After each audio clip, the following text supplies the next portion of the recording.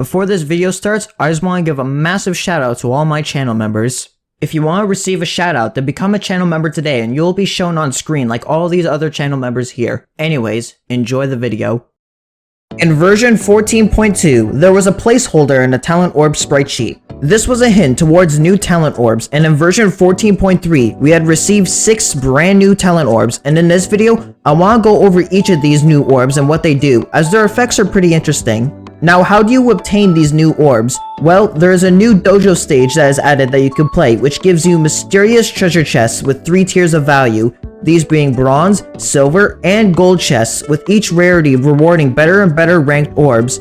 If you get an orb you don't want, you can try to get another orb by re-rolling with cat food. The enemy lineup for the current dojo that gives them out is Mr. Puffington, Sorrel, Croxo, Scissorex, Gabrielle, Bun Symbiote, Calamaria, Saint Dober, and Scissoroo. However, unlike every other dojo, this one makes it so enemies do drop cash upon death. You can also earn bonus points by doing certain tasks during battle. Also, the base is a passive base, meaning it won't kill your units, but it's still affected by surges and explosions. Now about what each orb does. In total, there are 6 brand new orbs added, these being a mini death surge, cost return, stories of legend buff, Colossus Slayer, and resist wave and knockback.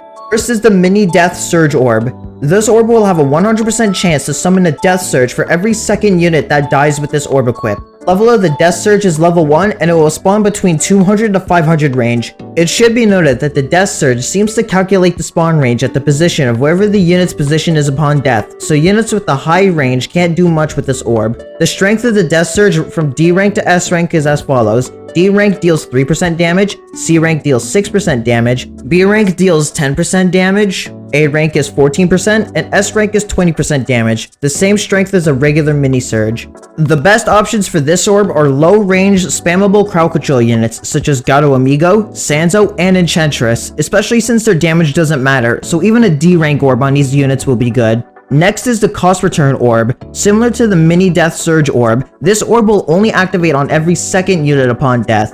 This orb refunds a certain percentage of cash back into your wallet for every second unit killed. The amount of cash back earned per rank is as follows. D rank gives 5% cash back, C rank gives 10% cash back, B rank gives 20% cash back, A rank gives 30% cash back, and S rank gives 50% cash back. Units that have 2 orb slots can stack the effect to give 100% cashback upon death of the second unit used with 2 S rank orbs. The best units to use this orb on are on spammable attackers like Cyborg or an expensive meat shield unit like Jianshi, Rice Ball, and Belly Dancer. The Stories of Legend orb is the most interesting of these orbs. This orb boosts a unit's attack and health by a certain percentage depending on the rank in Stories of Legend only. The main use for this orb is to help progress through starred Stories of Legend much more quickly. If you already have all of 4-star Stories of Legend cleared, then the only real use you can get out of this orb is to make material farming faster. The boost in stats per rank is as follows.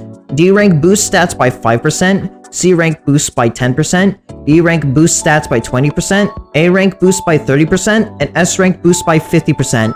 The unit that can best utilize this orb is Awakened Bahamut, as his already high damage gets boosted by an even more absurd amount, and the orb gives him a lot of survivability. At level 40, an S-rank Stories of Legend orb boosts Bahamut's health to 43,875 and boosts his initial hit to 146,250 damage. Throw in the explosion, and that damage goes to over 290,000 damage. The second explosion will deal 102,000 damage, and the outermost explosion will deal 58,500 damage. Bahamut also being usable in 4-star Stories of Legend also makes him the best candidate for this orb. Then we have the Colossus Slayer orbs. This will give every second unit deployed Colossus Slayer. This orb doesn't work on units that already have Colossus Slayer. The stats for each rank are as follows. D rank gives 5% extra damage and 5% damage resistance. C rank gives 10% extra damage and 10% damage resistance. B rank gives 25% extra damage and 15% damage resistance. A rank gives 40% extra damage and 20% damage resistance. And S rank gives 70% extra damage and 30% damage resistance.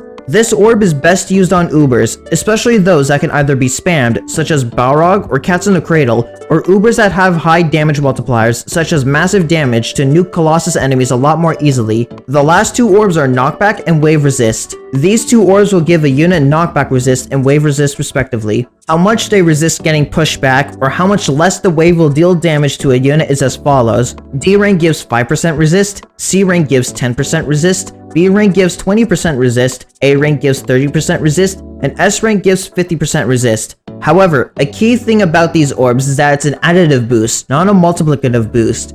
This means that if you give an orb to a unit that already has knockback or wave resist talents, an S rank orb is able to give said unit full immunity to the effect. The best user of the knockback resist orb is Catasaurus, as they won't be able to get juggled as hard by Super Metal Hippo. While Ramen would be able to get knockback immunity from the orb in order to stop itself getting thrown around by Sleipnir, the Angel Resist orb is still much better on it just to tank all that damage. Also, for King Gamerion specifically, you only need an A rank orb to achieve full knockback immunity due to the resist talent maxing out at 70% instead of the usual 50%.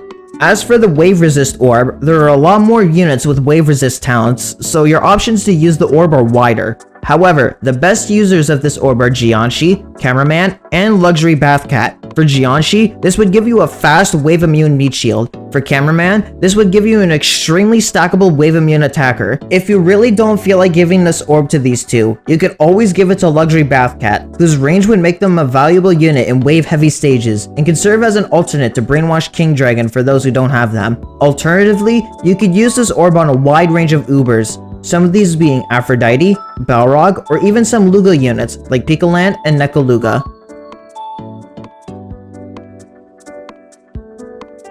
These new talent orbs are pretty interesting, and it would be interesting to see if they would make more of these unique ability-based orbs in the future. But I want to know, how do you all feel about these new talent orbs? Let me know in the comments down below, and while you're down there, be sure to give this video a like, and if you aren't but enjoy Battle Cats content, then be sure to subscribe to the channel for more entertaining and interesting Battle Cats content. Also, shout out to the following channel members: Dr. Deadly, Potato King, Gross Cat the Best, Barely Grover, Ian Dean, Megamix, and Uberlist for being silver members or higher. If you want to receive a shoutout like these channel members here, then become a silver member or higher today. Becoming a channel member supports what I do in a way that helps keep the lights on, and channel members receive an exclusive role on my Discord server, for which you can find a link to in the description down below. Anyways, I hope you have a wonderful day.